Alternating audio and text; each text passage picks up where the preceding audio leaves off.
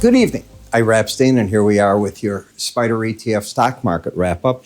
And this wrap-up is for the evening of July 31st, Monday, 2023. So not a big active day today from everything I saw. We think a lot of traders have thrown in the towel that have been fighting the market. I think they just gave up. The market ended up on a strong note last week, and now it finishes the month up very strong. Earnings are coming out, and most companies are beating earnings. So again, you've got the overwhelming amount doing that, and the market has bought out. So who's left to cover shorts becomes the big question, and I don't know at this point. When you look at different parts of the market, you get some ideas what's going on. You keep hearing about travel and how strong it is, how the airlines try to get a seat. You're paying double from what you were about a year ago. Hotels are booked. Try to get a reservation at a good restaurant in a big city. Not the easiest thing unless you're known by them.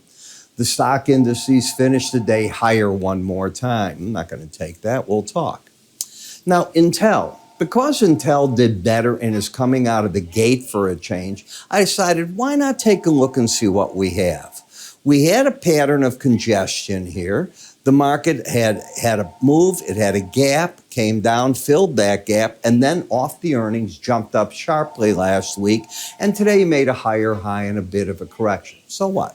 There's a gap in the chart that you fill right through here, and if that gap is filled, as you can see, you do have the pattern of higher lows, higher highs, and you're over the 18-day average.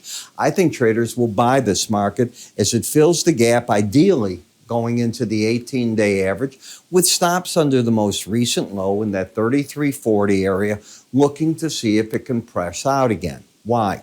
Well, you got up for the first time over the Bollinger Band, and if you take a look, you rarely stay over a Bollinger Band. That doesn't mean this isn't how you come out of sideways action and push it higher. But when you do that, it's extremely rare to go up all the way like that and then just fall apart again. I see big support at 31.45 up to 33.93 in the market. You are overbought, so no, I wouldn't be telling clients to come in just yet. I think you wait patiently, your turn is coming.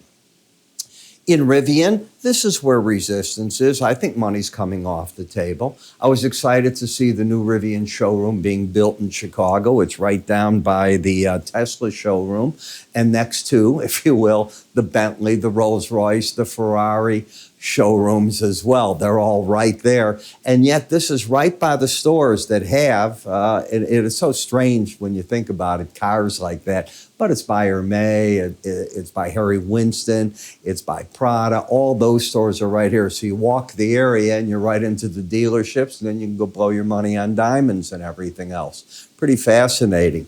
But it's a good idea because people want to go into the showrooms, they want to touch the cars, then they go online and buy it. In UGA, we have a market that still has the embedded reading. Embedded reading means that the slow stochastic numbers go over 80, they lock in and they go sideways. When they do that, it says that pullbacks in the market are buys, at least to me it says this, until the red line closes under 79. Close under 79, time to come out of the market. Don't do that. You're trying to make the play go to the upside. It's a momentum play. It's not a play that uses a straight stop. It always has more risk to it, but it also has better rewards to it. So that's interesting. In XLF, here's how you lose that embedded reading. So if you and I take a look together right here, here's the market still embedded. Notice how the numbers were over 90 on Wednesday. On Thursday, they're still there, but on Friday, you get under the 79 number. So as far as I'm concerned, before prices get over 35.71, they are going to attack 34.67. It's a high probability trade as I've done my homework on it, but it can get you in trouble. There's nothing for sure in trading. When I look at NVIDIA, higher lows, higher highs, still think this market is good, but I see distribution in price. If you get onto my subscriber video, and by the way, if you look at the bottom here, you see, if you're on Facebook, you see a blue button. That is how you get onto the morning subscriber video if you want to do it through YouTube. And at 9:15, I talk about it. I start actually recording at 9. I'm through recording by 9:15, 9:20, posting shortly thereafter.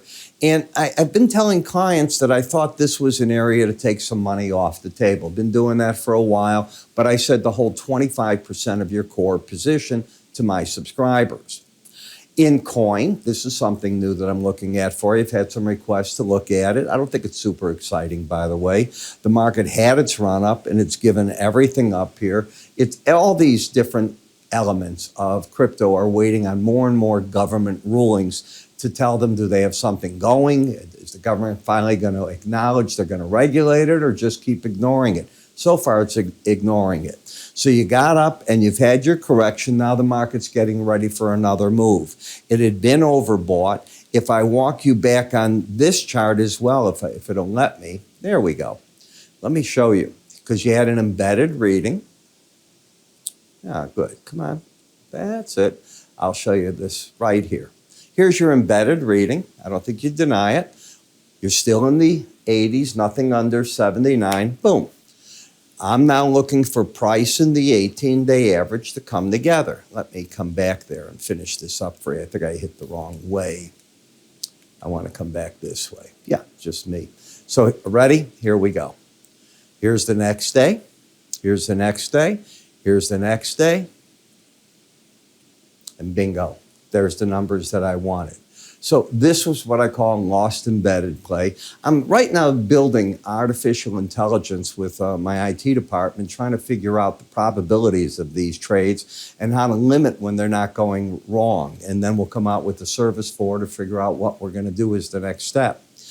As you take a look here as to how the market is working on sideways action, again embedded.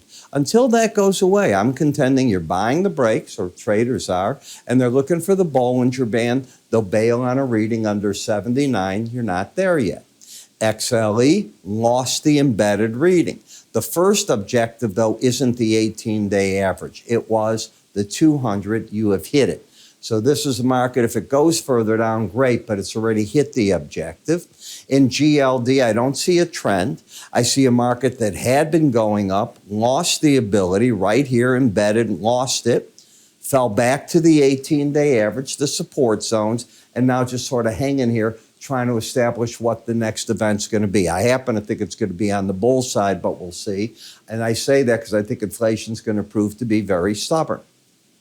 And I do think the Fed will stop the rate hikes down the road here, and that'll take a headwind away so the inflation play in gold can come alive. Silver, I see the same thing. If these economies are all talking now, again, soft landings, how long can it be before the industrial metals come alive? You're not there yet. Copper's had it because Goldman made a play where they told traders that they believe China's next move is going to be something to get the whole economy going. It's not just property, the whole thing. It hasn't happened, but in anticipation, you get a big bank behind that, and the market makes a move, which it's done. In BND, you can't get more neutral than this. You've been bearish, the market keeps going down and just hangs at the 18-day average. You have to close under that and keep coming down to say you're in a bear move. Otherwise, it's sort of a stall here. In the dollar, it is still bullish. The market's going to want to see this week's jobs report, and that will impact the dollar in a pretty good way, but it's not going to impact the Fed. The Fed gets to see 2 more jobs reports this month and next month. They're going to get another one, and then the CPI reports before the September meeting. I'm looking for serious resistance back up again at the 200-day average if it can get there in an overbought market, and a flip-flop of that in the FXE. If it can get down here, I think you'll get major support. You have a warning sign if you take out Friday's high. That would be, to me, a sign the market doesn't want to keep going down. So again, interested in some of this? You see on the bottom here how you can subscribe. Just give it a click on the blue line, and away you go on Facebook. Everything will be there, and every time I activate the morning subscriber video, you'll get your Facebook notice that it's ready. I'm Ira. You have a good day.